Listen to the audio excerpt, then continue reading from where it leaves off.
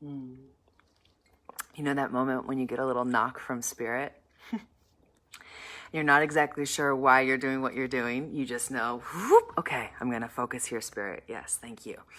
Some people call it synchronicities. Some people call it alignment. Some people call it notes from the universe. But I was just feeling that right before I came on.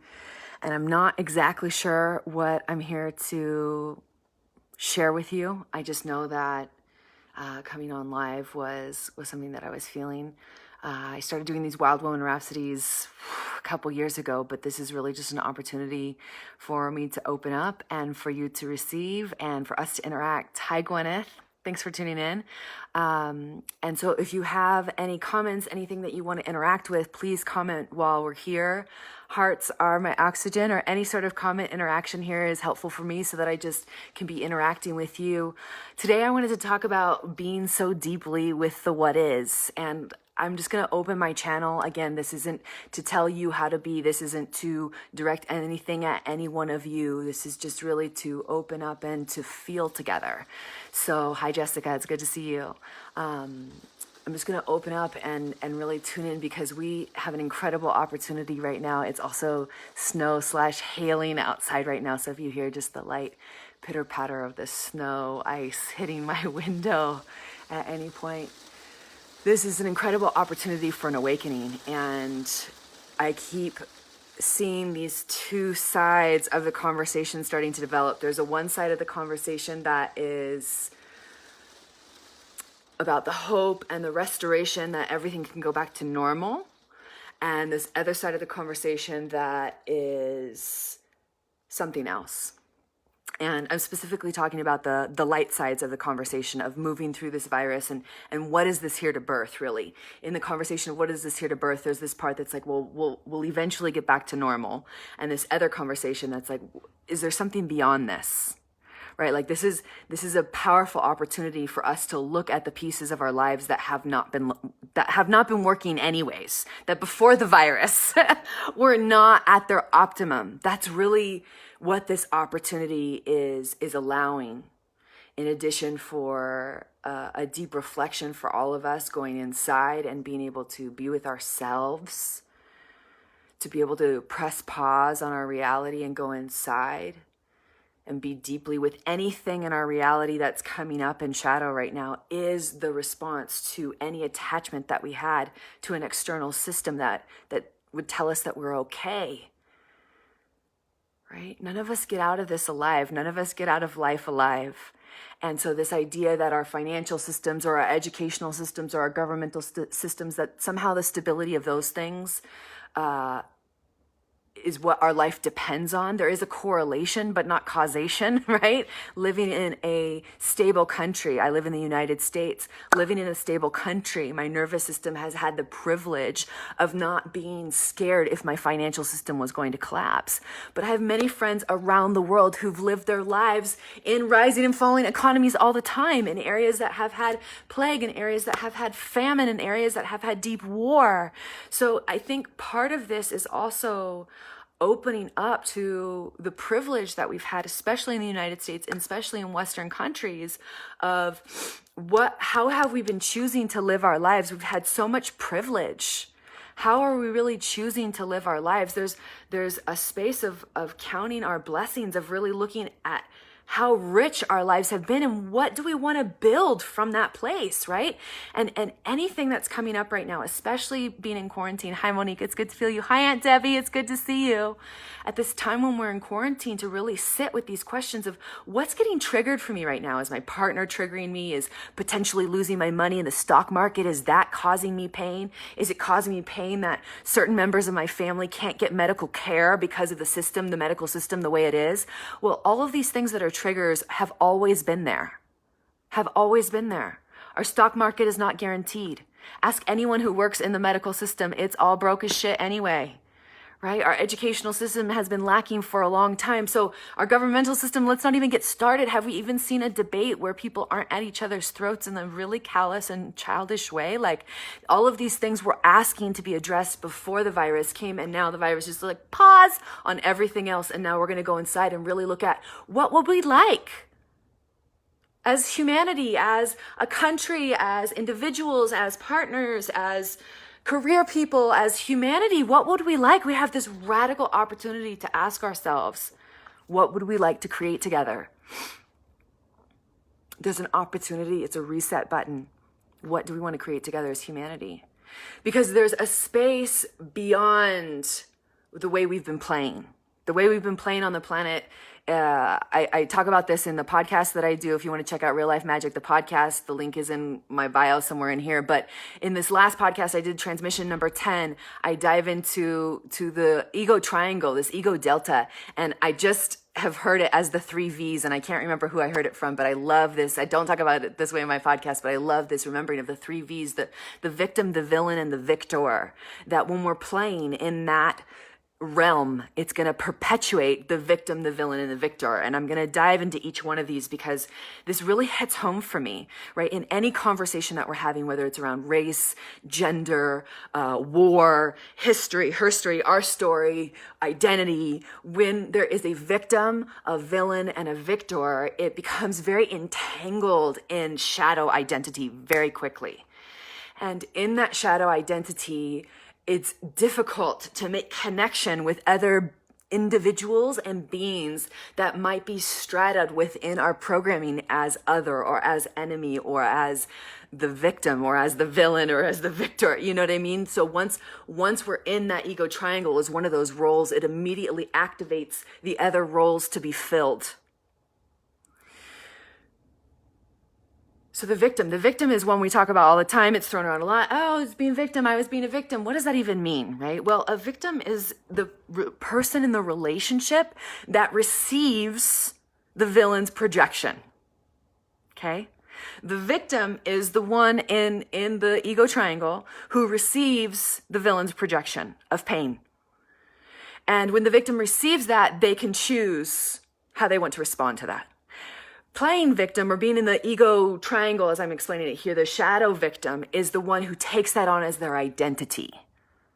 I am the one who has been oppressed. I am oppressed. And there's a way to tell the story of context and culture that can name when these roles are embodied without identifying with them as well. I'm not going to get into that too much. It is important to know history and her story and our story and know what it has been. But it's also important for us as humanity to move beyond these because this is the very thing that causes war. This is the very thing that causes separation. This is the very thing that causes the strata of hierarchy that we're dealing with now that's causing inequality. Right? So the victim is the first, and then there's the villain, right? Because if there's a victim, they're pointing a finger, they're showing, that there's this reason why it happened and who was it that created this pain within them. And the villain is someone at a younger age, at an earlier time in their life, was a victim. The villain is the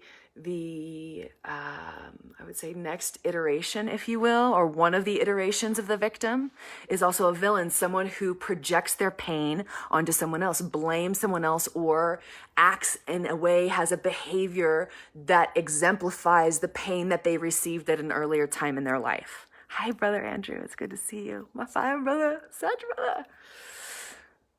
So does that make sense? That's the villain identity. The villain identity is the one who says, I have so much pain, and because of that, I'm justified in projecting it onto this person or this group of people or this concept. And the villain is the one who, or the shadow villain is the one who projects that constantly, but tells the story that they're doing something good. Tells the story that they're doing something good for themselves or the world, that projection of pain isn't something bad. Or maybe they understand that that's something that is destructive, and they either aren't able to stop it because their pain is so intense, they feel like they don't have control over it, or they're indulging it.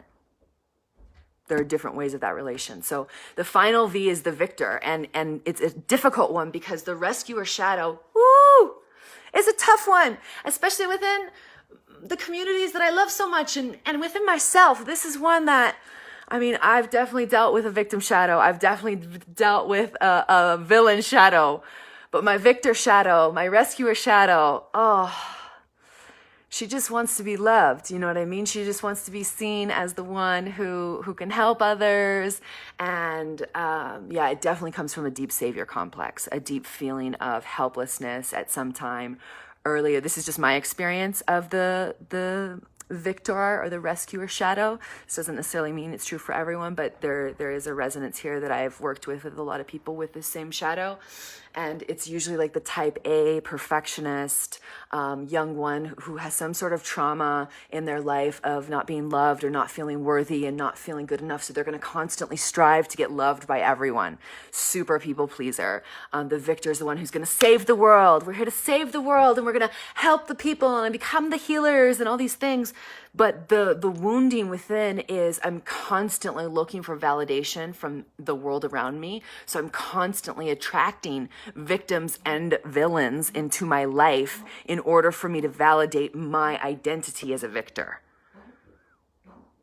Constantly getting people who need to be saved or constantly being around people who are creating drama in order to be a part of the solution. Me, all the way, definitely embodied that. So how do we move beyond the 3 V's? How do we move beyond the ego triangle? This has been something that I've been in striving meditation in my entire life.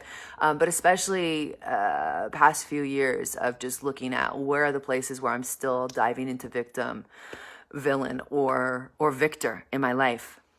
And how do I move through that? How do I allow that channel to move through me and not get stuck in the victim of what this group of people did or what he did or she did? But how do I take responsibility for my entire life experience, know history, her story, and our story, so I understand the socio-political, economic, structural context that we live in of hierarchy and oppression, so that I can identify that, but not get stuck in the identity of the victim, that I am oppressed, that I am victimized, that being from whatever socioeconomic class that I'm from has put me at a further step back, and so I therefore can't embody the next step. It's no, I'll know that, and I continue to step forward in my greatness, no matter what cards I've been dealt. That's stepping out of the victim. Stepping out of the villain is no longer feeling justified in the projection of my pain, and moving through, allowing myself places to express pain and frustration, any shadow emotion, having a practice of expressing the shadow emotion so that it doesn't come out on my beloved or my children or my projects or anything. Having a practice of purging and releasing the negative and dark emotions so they don't come out sideways. That's how I work with the villain.